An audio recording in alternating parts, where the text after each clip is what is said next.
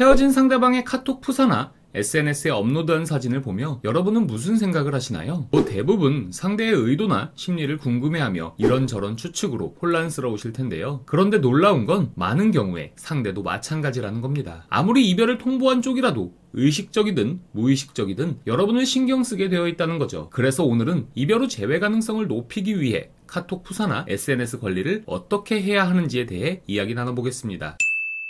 먼저 세부적으로 상황별 방향성을 말씀드리기 전에 이별 후 카톡 푸사나 SNS를 업로드할 때 공통으로 알아야 할 사항, 어떤 면에서는 이제 주의사항이라고 할 수 있는 부분에 대해 먼저 말씀드릴게요. 첫 번째는 재회를 원하는 분이라면 항상 얻을 수 있는 이점을 생각하는 동시에 리스크적인 부분을 고려해야 한다는 거예요. 이런 말씀을 드리는 이유는 제가 1대1 상담이나 댓글에서 질투를 유발하는 건 어떤가요? 이런 질문을 종종 받는데요. 당연히 상대가 내 푸사나 SNS를 보고 질투심을 느낀다면 그건 성공적인 전략이죠. 근데 문제는 사람의 감정이라는 게 천편일률적이지 않다는 거예요. 자, 이게 무슨 말이냐면 예를 들어 여러분이 이성과 같이 있는 듯한 느낌의 사진을 질투 유발 목적으로 올렸다고 쳐보자고요. 이때 우리는 상대가 질투를 느끼길 바라는 마음에 사진을 올렸다고 하더라도 상대의 반응은 예측 불가능하다는 거죠. 누구는 진짜 질투를 느낄 수도 있지만 누구는 상대방이 다른 이성이 생긴 것 같아 잔여 감정이 남아 있다가도 포기를 해버릴 수도 있고, 어떤 경우에는 아니 이거 환승 아니야?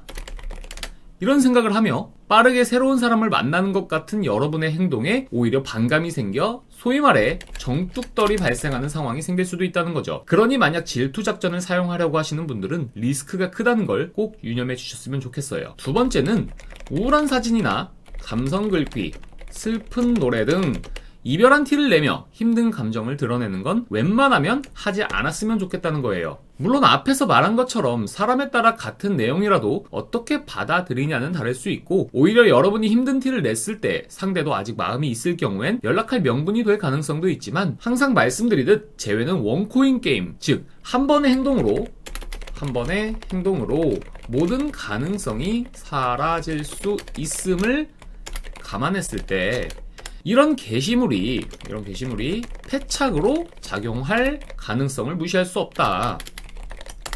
왜냐하면 이별한 상황에서는 상대가 여러분이 힘들다는 걸 알아채는 순간 보통은 심리적 위안을 얻게 되거든요. 예를 들어 나만 힘든 게 아니구나 이런 생각을 하게 된다든지 아직 미련이 있구나라고 느끼면 상대는 오히려 안심이 되고 마음이 편해지죠. 또한 사람은 누구나 무의식적으로라도 상대를 평가하게 되는데, 그때 가장 영향을 많이 받는 부분이 바로 보여지는 모습이에요. 그리고 그 모습이 부정적일 땐 당연히 부정적으로 평가되겠죠. 즉 만약 여러분이 힘든 티를 내고 있다면 상대 입장에서는 여러분을 매력적으로 평가할 확률보다는 그렇지 못할 확률이 높기 때문에 굳이 리스크 있는 행동을 하지 말자.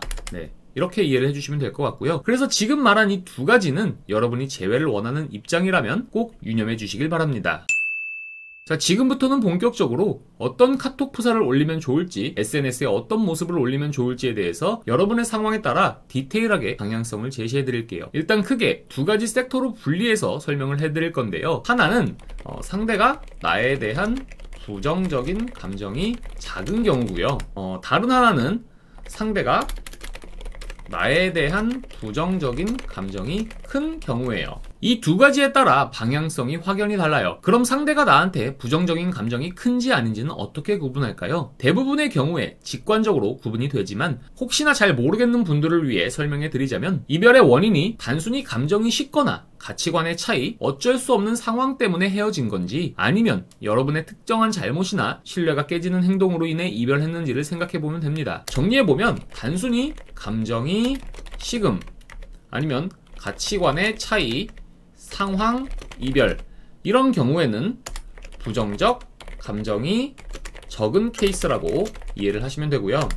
만약 거짓말, 무책임함, 폭언, 반복된 실수 등 신뢰 파괴 이별이라면 이 경우에는 부정적 감정이 큰 케이스다. 이렇게 이해를 해주시면 좋을 것 같아요. 자, 그러면 먼저 부정적 감정이 작은 경우 푸사나 SNS 관리를 어떻게 하면 좋을까요? 먼저 이 경우에 대해서 알아보겠습니다. 저는 개인적으로 푸사나 SNS를 통해 단순히 잘 지내는 척을 하거나 프레임을 높이려는 시도, 이거보다는 여러분의 게시물이 상대에게 연락할 명분 자체가 되게 하는 것을 더 의미 있다고 생각한다. 말이 좀 어렵나요? 쉽게 설명해 볼게요. 우리가 푸사나 SNS 사진을 업로드함으로써 얻고자 하는 건 뭐죠? 상대가 후회, 아쉬움, 미련을 느껴서 최종적으로는 여러분에게 연락했으면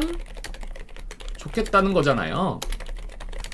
근데 잘 지내는 모습 그 자체는 과장되지 않게만 한다면 상대의 감정을 자극할 수는 있지만 실제로 상대의 연락까지 이어지기에는 2% 부족하다는 거예요. 왜냐하면 잘 지내나 보네 하고 미련이나 아쉬움이 들어도 생각으로만 끝나는 경우가 많아요. 연락하고 싶어도 명분이 없기 때문이죠. 자, 왜냐하면 연락하고 싶어도 명분이 없기 때문. 여러분도 상대에게 연락하려고 할 때 가장 어려운 게 뭐죠? 도대체 무슨 말로 시작하지? 이런 고민이 앞서잖아요. 즉 이별 후에는 연락할 명분이나 키워드를 잡아내는 게 어렵기 때문에 그 명분을 우리가 직접 상대에게 제공하자는 거죠. 예를 들면 연애할 때 함께 계획했던 것들을 혼자 해본다든지 함께 보기로 했던 영화, 전시회, 콘서트를 친구랑 같이 가볼 수도 있고 함께 가보자고 말했던 장소를 방문한다든지 이런 식으로 상대가 여러분의 게시물을 보고 이거 했네? 저기 갔네? 어땠을라나? 이런 생각이 들면 그게 바로 연락할 명분이 되는 겁니다. 단 여기서 주의할 점은 상대만 좋아했던 것은 배제하는 게 좋다. 즉 나도 좋아하는 것들이어야 한다는 거죠. 왜냐하면 상대 입장에서 자신에 대한 그리움, 미련 이런 것 때문에 여러분이 행동한다는 생각이 들면 상대는 오히려 심리적 우위를 선점할 수도 있기 때문이에요. 그리고 그 장소,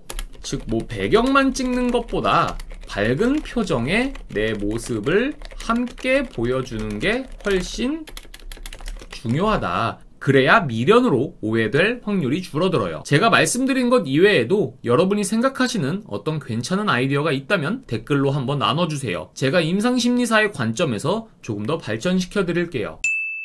그럼 이번에는 상대의 부정적 감정이 큰 경우를 이야기해 볼게요. 사실 상대의 부정적 감정이 순간적인 폭발이 아닌 이상 이 케이스에서 제외가 되는 경우는 보통 이별 통보를 받은 쪽에서 제대로 된 사과를 했다는 전제 아래 상대에게 변화 가능성에 대한 기대 심리를 심어줄 수 있어야 해요. 그리고 이때는 물리적인 시간이 필요한데 왜냐하면 변화라는 게 하루아침에 이루어지지 않을 뿐만 아니라 특히 신뢰가 깨져 이별까지 간 상황이라면 예전처럼 말 몇 마디로 마음이 돌아갈 가능성은 거의 없어요. 실질적인 변화의 증거가 필요하죠. 이때는 물리적인 시간이 필요하고 실질적인 변화의 증거가 필요하다.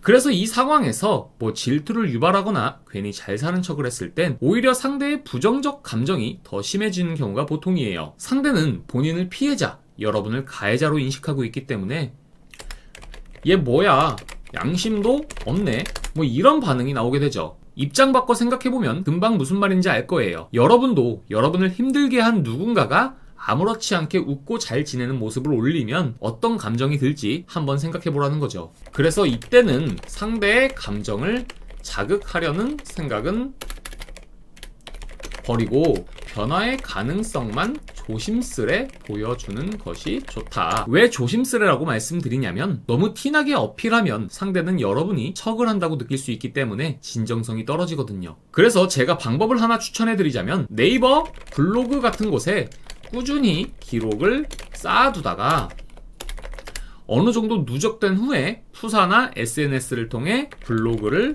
노출하는 방법도 괜찮아요. 요즘엔 챗 GPT에 사진과 주제만 입력하면 뚝딱 써주기도 하니까 블로그 하나 쓰는데 5분도 안 걸리고, 여러분이 이걸 뭐 상업적인 목적으로 하는 게 아니기 때문에 잘 써야 한다는 생각을 조금 내려놓고 편하게 쓰시면 되고요. 이 방법을 추천드리는 이유는 말씀드렸던 것처럼 상대가 부정적인 감정이 큰 경우에는 물리적인 시간이 필요하기 때문에 한두 번 뭐 독서를 하는 모습이나 운동하는 모습, 뭐 금주선언 이런 것들은 상대에게 크게 감흥을 주지 못하죠. 그러니 큰 거 한 방을 노리기보다는 꾸준함이 중요하다는 걸 꼭 인지하시고 지속적으로 변화된 모습을 누적시킬 수 있는 장치로 블로그를 활용하시는 것도 좋은 방법이다, 이렇게 이해하시면 될 것 같아요.